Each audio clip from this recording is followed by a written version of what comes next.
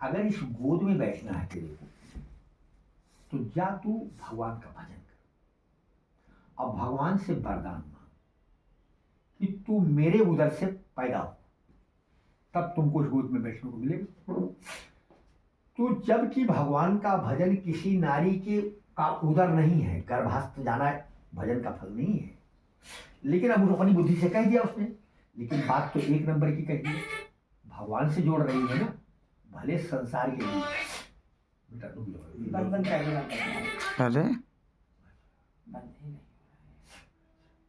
तो हाँ, क्योंकि हमको याद नहीं है जी महाराज बस। तो भगवान का भजन किसी नारी का गर्भ नहीं है कि उसके गर्भ में जाके उसके बेटा बेटी बने, लेकिन बात ऊंची कह दिया जो वेद शास्त्र कह रहा है। और कितनी अच्छी माँ वो सुनीति है कि अपने सौतेली के अपनी बहन के प्रति भड़काया नहीं अपने बेटों को। अपने बच्चों को बनाने में माँ का बड़ा योगदान होता है, माँ प्रथम गुरु है। अगर वो अपनी शवत के प्रति अपने बेटे को भड़का देती कि कब वो बड़ा होया तो इनका जरूर ठीक किया, तो वो संस्कार बेटे में पड़ जाता, विरोधाभास नहीं प्रकट किया। एक माँ ने इतना बड़ा विरोधाभास प्रकट कर दिया कि वो रावण हो गया। जब रावण कुछ छोटा था तो एक बार कोई फंक्शन था, तो उस फंक्शन में उनके सौतेले भाई कुबेर आए थे, पुष्पक विमान से आए हो, अब कुबेर आ रहे चारों तरफ भागदड़ मच रही है। तो रावण की माता जी का हृदय तो जल गया कि हमारी सवत का बेटा इतना ऊंचे है, इतनी व्यवस्था में है, इतना धनी है, इतना उसके पास पुष्पक विमान है, तो जल गया उनका हृदय। तो रावण के कान में कहा, बेटा जब बड़े होना तो इससे पुष्पक बाण जरूर छीन लेना।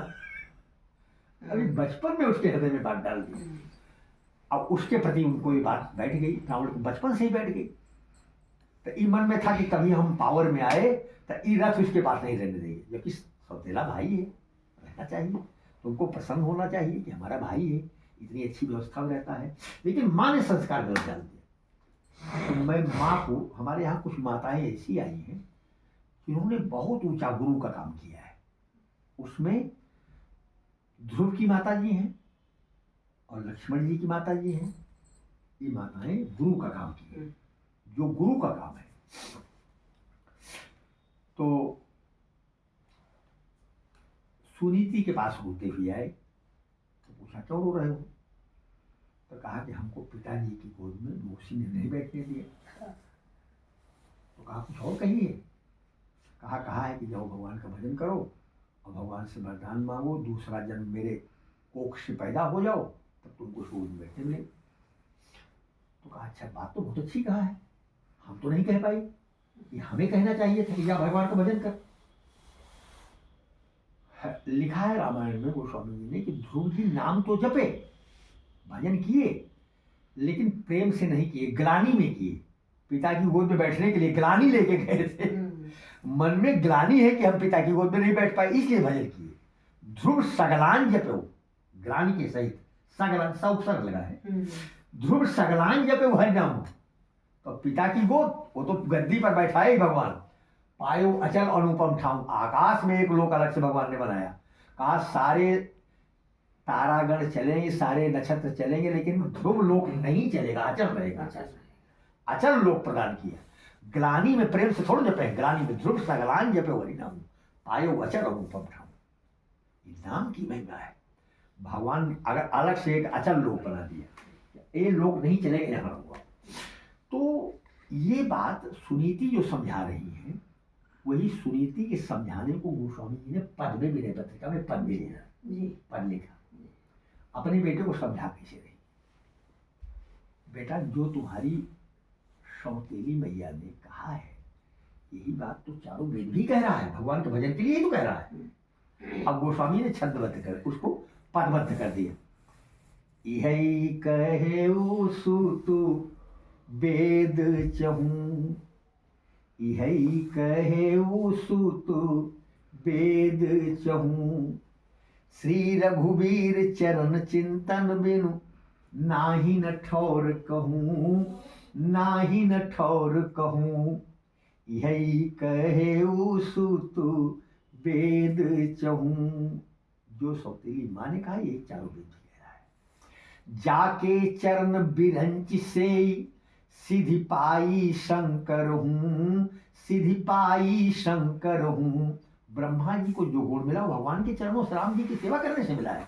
शंकर जी को जो पावर मिला है वो भगवान की भजन करने से, सेवा करने से मिला है, उनके चरणों का आराधना करने से मिला है। इनका किसी का निजी पावर नहीं है। जाके चरण बिनंच से सिद्धि पाई शंकर हूँ, सिद्धि पाई शंकर हूँ। सुख सनकादि मुकुट विचरत तेउ भजन करत यजहूँ।